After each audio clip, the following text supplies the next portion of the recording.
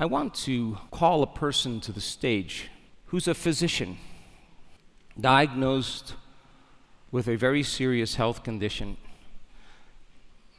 Conventional treatment and what she did, all the choices she made, didn't change her health condition.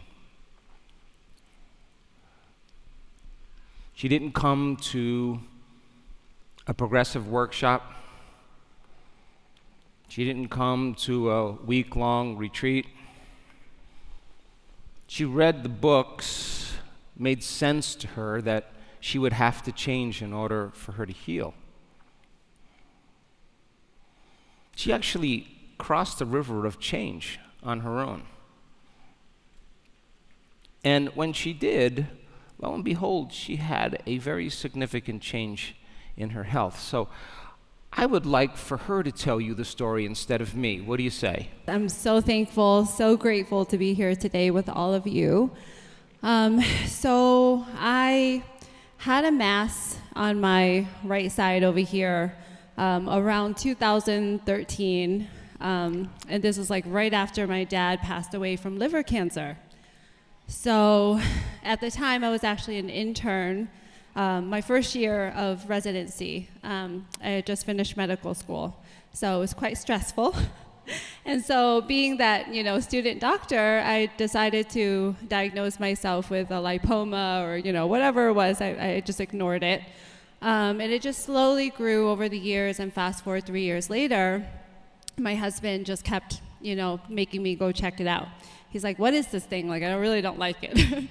You know, so at that point it grew into like a golf ball size, but I was still in denial. I was like, oh, this is, you know, 99.9% likely to be benign. So we got married that April 2016, and I decided to ask one of my colleagues to order an ultrasound for me, because I was ready to get it removed. But, you know, to my surprise, it ended up being a concerning mass, which we got an MRI, and then, you know, blah, blah, blah. No, tell them the blah, blah, blah. Well, so the MRI, you know, showed some features that were very concerning, and so you know, it mentioned sarcoma in there, and I was like, what? Okay, tell them what a sarcoma is, because that type of cancer is a very aggressive cancer. Yes. So so sarcoma, you know, I had to do a double take, because even then it was like I was now in my first year of practice as a family medicine doctor, and I was working at an urgent care.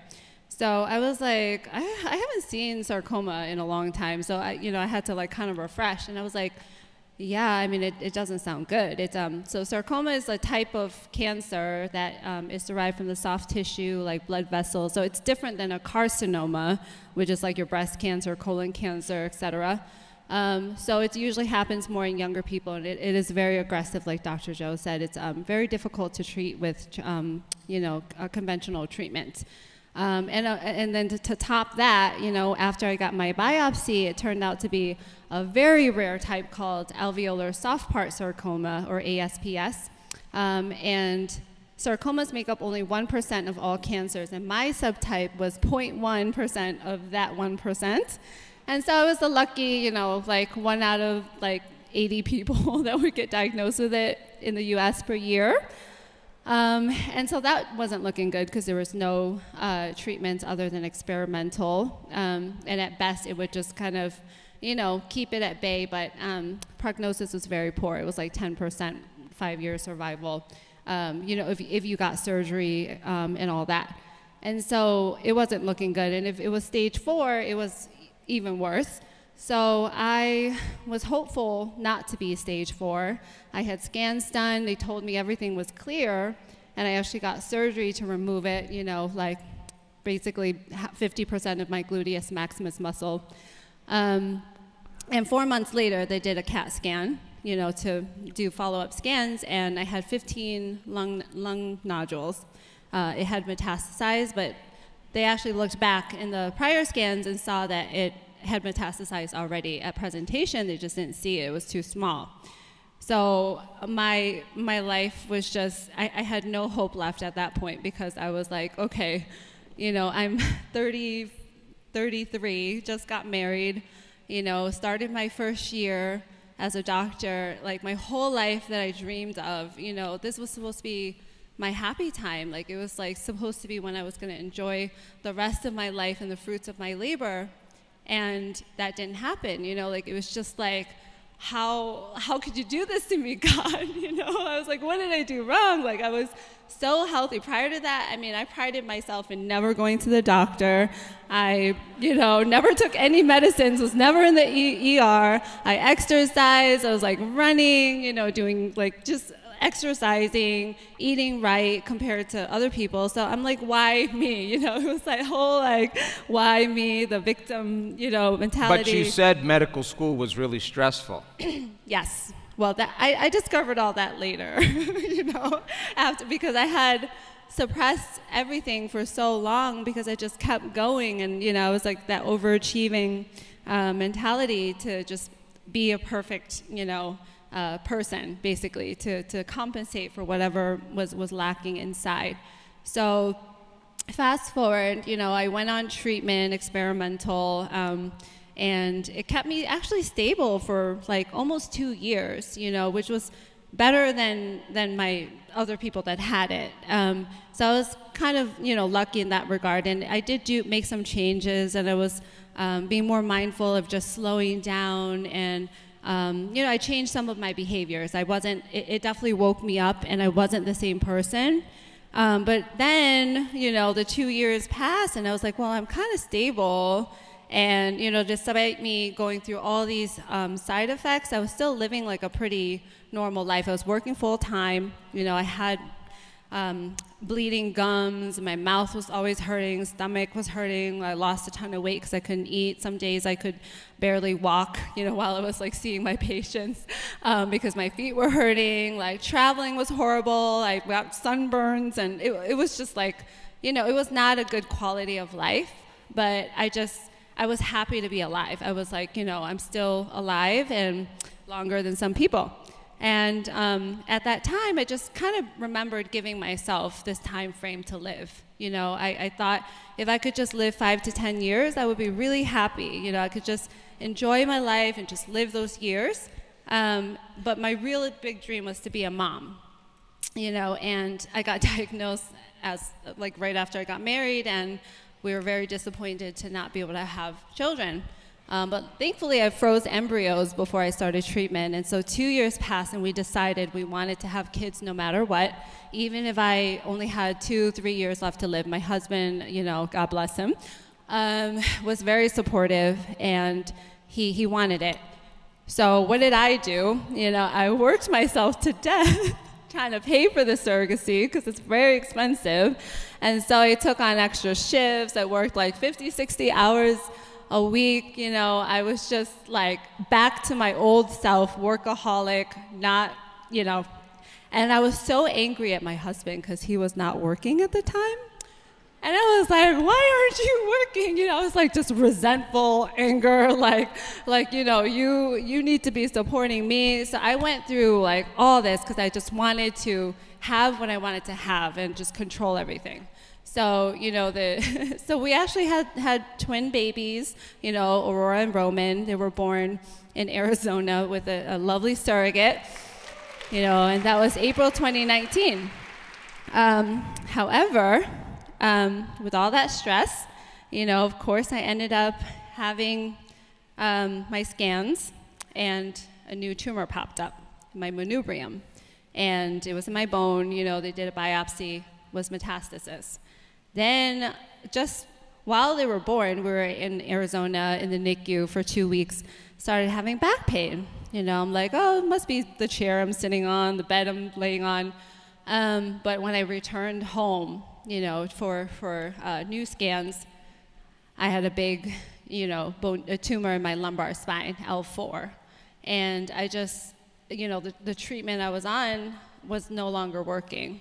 And so, you know, I panicked, right? Because I'm like, wow, like my babies were just born, and here I am progressing, and the lung tumors were growing all of a sudden. So I'm just like full on fear at this point. And I just remember thinking to myself, like, what am I going to do, And so he put me on new treatment, but it was still growing. So we ended up radiating and like combining like a bunch of random stuff together, like a cocktail. And I remember I got so sick. I had like a fever for 3 days, ended up in the hospital with this like autoimmune reaction, I guess, to one of the immunotherapy drug I was on. And I was in there for five days. And I like went blind, I discovered new skull tumors that made my tongue paralyzed, and it pressed on my hypoglossal nerve. I had a rash, my liver enzymes were climbing, I had like autoimmune hepatitis. It was like everything. And so that was not fun. And so they had to, put me on steroids to calm down the reaction, and then I had to get off the treatment that I was so hopeful that was working, because I was like, yes, this is working, My family thought I was dying, but here I am. I'm like, it's working because I'm so sick. But anyway, so then we ended up moving from New York to California at the same time, So my kids were 4 months, I'm moving. And so it's all these changes. I started a new job, and I decided I was going to change. I was going to do something different, because I just couldn't even pick up my kids. I could barely bend over, because at this point I was ridden with tumors, cervical, thoracic, lumbar spine, ribs, lungs, manubrium skull, like everywhere. And it was painful because they're bone tumors. So I just got weaker and weaker, and I decided I was just going to just move, like just go walking, go do something, change my diet radically. I got like a naturopathic doctor. I went on supplements, like I did the whole nine, and it seemed to help with like symptom relief a little bit, but my scans didn't really show a difference. It was still growing. And this was like, 6-7 months into the diet and into all of that. So I remember February of 2020, I decided I was just, please, I just asked God. I just asked for assistance. I said, what can I do differently with my meditations? Oh, because I was also meditating every single day, like twice a day. At that point. And I said, what can I do differently, to change, to heal? And so a week later, my husband's friend just somehow sends me 2 books, Dr. Joe Dispenza's books, Becoming Supernatural and You Are the Placebo. So I'm like, okay, this is like, like a sign from above. And as I read the, Becoming Supernatural first, and it felt like the words were just speaking to me. They were just truth. And, and I'm very scientific, obviously. So like, it really brought the mystical, combined with science. And I was just like a believer at that point, but I was still kind of like skeptical, because I'm like, I don't think this is going to work. I don't know, but I'll try it, And what really clicked for me was when he, taught that you really can't change until you become a different person. And if you don't believe that you can heal, or, that you can change, then the change will never happen. And I was like, oh, wow, like, what am I thinking? Like, I'm thinking here I have 5 to 10 years left to live, and that's exactly what my cancer was doing. It was giving me, a time frame. And I'm like, why am I restricting that? Like, why is it impossible for me to heal fully? So at that point, I was like, I can heal fully, 100%. I'm like, I'm going to be healed. All right, wait a second. Just give me a minute here. So, after all those different treatments, all the changes in your diet, all the meditation that you were doing, and trying to do everything to make the change, and then nothing was changing, you still had all those tumors and everything that was the same, you decided that theoretically, philosophically, the information that you understood that it was possible to change caused you to want to show up and try it out. So then you were open to the possibility that you could change, but you came up against the belief that you didn't truly believe that you could heal. Yes. Well, that's a big moment, because if you come up against that self-limiting belief that says, I really don't think I can heal, now the game is on. If you're truly interested in changing that belief, the game is on. And you got to make a decision in that moment with such firm intention to change that belief, that the choice that you make in that moment carries an amplitude of energy that's greater than the hardwired disbelief in the brain and the emotional conditioned belief in the body, and the body literally has to respond to the mind. That the choice that you make to change in that moment is a moment in time that you would never forget.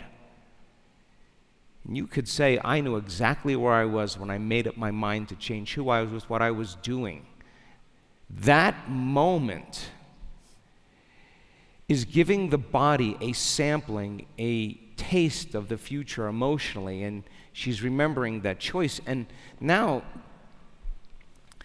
it's no longer about her healing. It's about her overcoming that belief. If she overcomes that belief, she heals. Yes or no? You may continue. Yes, no, that's exactly right, and that's really what unlocked for me. Like I just never realized that, and I've always been an optimistic person my whole life, and I always believed, in myself, but I guess I didn't because, that's what the cancer was there to teach me. And as soon as I made that connection, and I believed that I could heal, and in the beginning it felt like I didn't really believe it, but I tried anyway, so I sat down, I ended up reading all of his books, as the nerd I am, and, I bought all meditations, and I started doing them every single day, sometimes, twice a day, and I just pictured my future self. Wait a second, Oh. This is way too good. You did your meditations. You're a busy person. I mean, you had a lot going on in your life. And now you're making time and you're telling the audience that you did it twice some days? Oh, yeah. No, I mean, my husband still doesn't work, and he's full-time at home with the kids. So I'm, bringing home the bacon. And...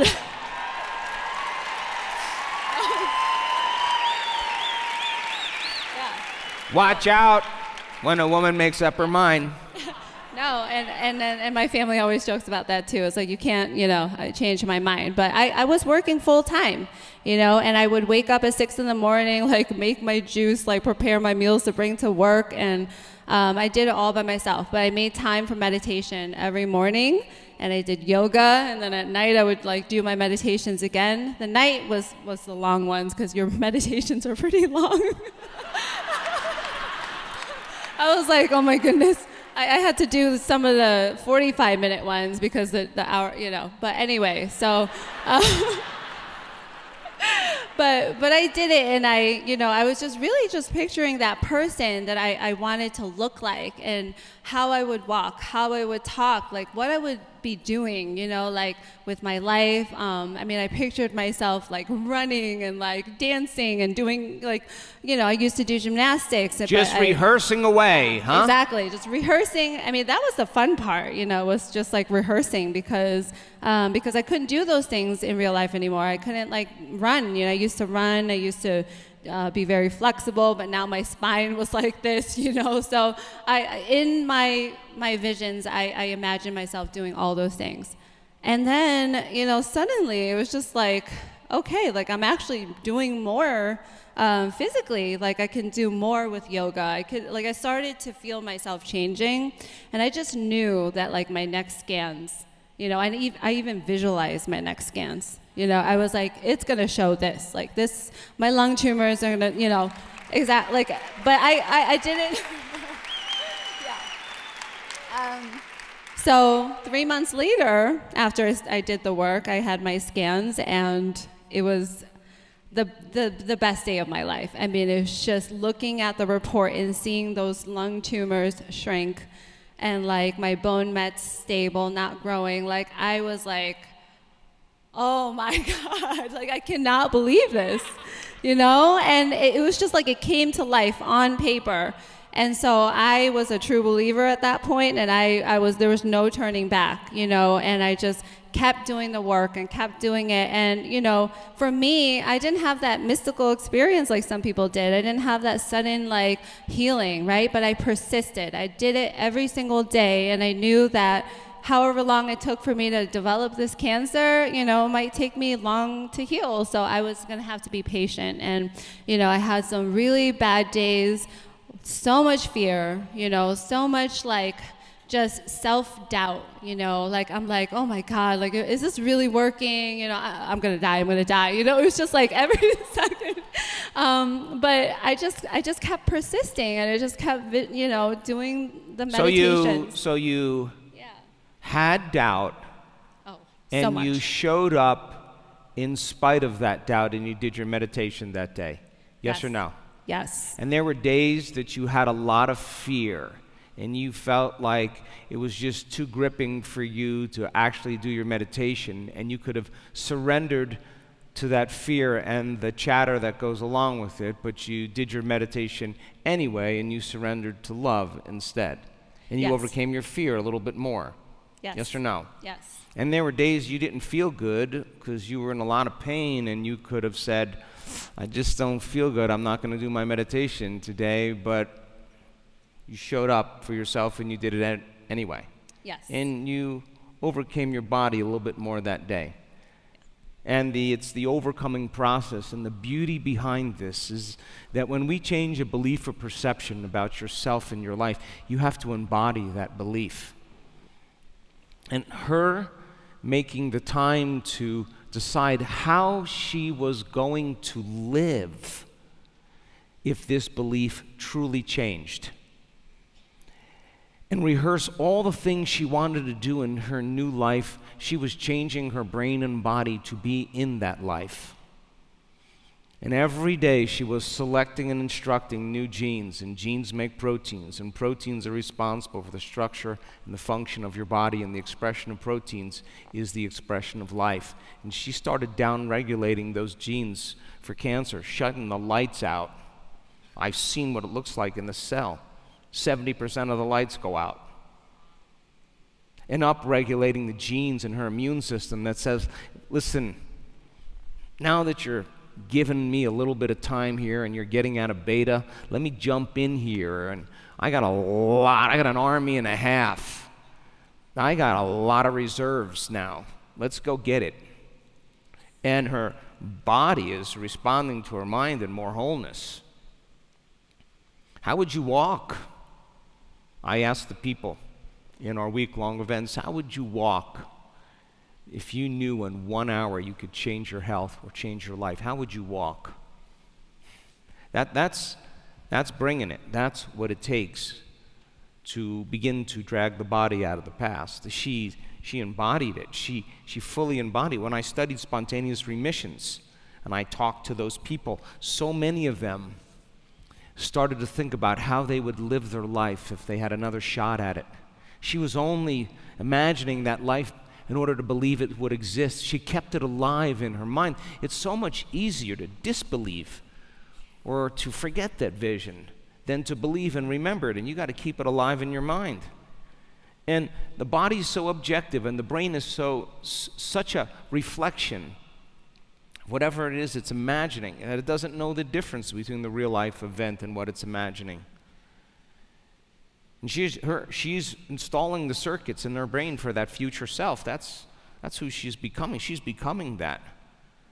And then having the willingness. She told me backstage, I wouldn't get up from my meditation until I felt better, until I felt like I connected. You get to that point where you're uncompromising like that, that's a pretty good signal for the body. And when she's feeling all those wonderful things that she's imagining, she's changing her body.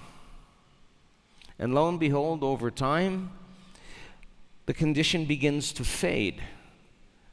it begins to regress in some way. She's not that person anymore. She's becoming somebody else.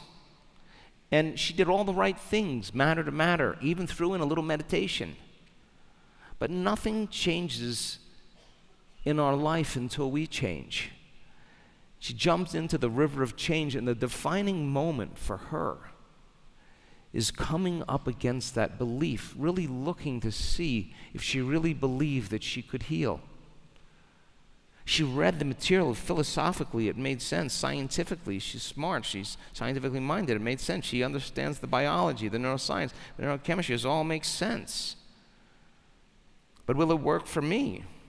Do I really believe I can heal? Well, this is a big moment in time. Because if she shows up and does the work, on some levels she's believing it. And some people in this work do the meditation and they get up and they believe less in their future. And other people, they're uncompromising and they won't get up until they believe more in their future. And that's how they step into that future. And that's all she did. She just kept overcoming every day. She kept showing up in spite of all of that, overcoming her body, overcoming time, overcoming all that, and still, juggling a chainsaw, bowling ball, and an elephant during the day, and still making time in the evening and then in the morning to get herself right.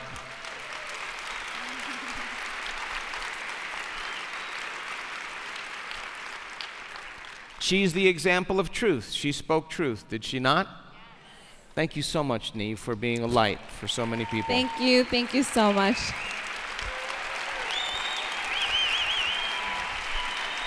I do not want you to find her and ask her what meditation she did. Don't you know it's not about the meditation, it's about her. Don't you know it was about her change? That's what mattered the most. She was in the river of change. Nothing was working for her. Nothing was working for her. Nothing. No diet, no vitamins, no chemo, no drug trial. Nothing was working. The surgeries. She was out of homeostasis, out of balance. She is the example. She's the 4-minute mile right in front of you.